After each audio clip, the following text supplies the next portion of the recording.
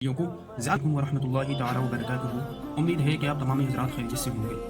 برادران اسلام، آج میں آپ کو بتانے والا ہوں کہ ہمارے لیے دنیا میں کیا چیز ضروری ہے اور اسی طرح آخرت کے لیے ہمیں کیا چیز ضروری ہے۔ آپ نے یہ تو سنا ہوگا، جس طریقے سے دنیا میں رہنے کے لیے، دنیا کی زندگی کو جینے کے لیے ہمیں کھانا پینا ضروری ہے، اسی طریقے سے آخرت کے لیے ہم کو نماز پڑھنا اور دیگر اللہ رب العزت کی عبادات کرنا ضروری ہے۔ تو جب ہم کو یہ معلوم ہونا چاہیے کھانا پینا یہ چیزیں ضروری ہیں، بعد مرنے کی جو چیزیں کام آنے والی ہیں وہ نیک کام ہیں۔ سب سے پہلے جو قبر میں سوال ہوگا وہ نماز کا ہوگا، تو ہم آج سب سے زیادہ جو غافل کسی چیز سے ہیں تو وہ نماز سے غافل ہے۔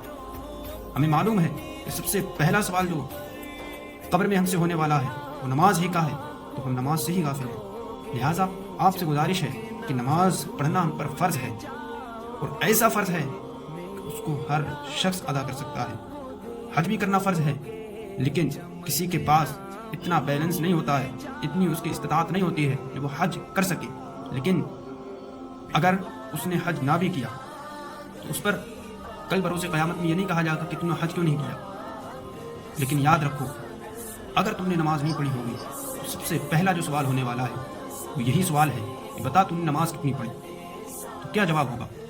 اگر ہم نے نماز پڑھی ہوں گی تو ہم کہہ دیں گے اے رب کائنات، میں دنیا میں رہ کر تیری عبادت کیا کرتا تھا، دنیا میں رہ کر میں ہر وہ نیک کام کیا کرتا تھا جس میں تجھے خوشی ہوتی تھی، تو لہٰذا ہر وہ کام کریں جس میں میرے رب کی رضا ہے، اور اس کام سے بچیں جس میں میرا رب ناراض ہوتا ہے۔ تو یہ ویڈیو کو زیادہ سے زیادہ ان تک شیئر کیجیے، اس ویڈیو کو زیادہ سے زیادہ ان لوگوں کی طرف جو ہے بھیجیں جو نماز سے غافل ہیں، جو دیگر عبادات سے غافل ہیں، جو ہر نیک کام سے غافل ہیں، جس سے کہ ان کو معلوم ہو جائے کہ دنیا میں رہ کر ہمارے لیے کھانا تو ضروری ہے، لیکن یاد رکھو ایک دن موت آئے گی، اور مرنے کے بعد جو ہمیں کوئی چیز کام آنے والی ہے وہ نیک کام ہے اور نماز ہے، جو ہم نے دنیا میں رہ کر نماز کو ادا کیا ہوگا۔ اور جو یہ سوچتے ہیں کہ کل سے کر لیں گے تو پھر وہ کل ہی میں رہ جاتے ہیں۔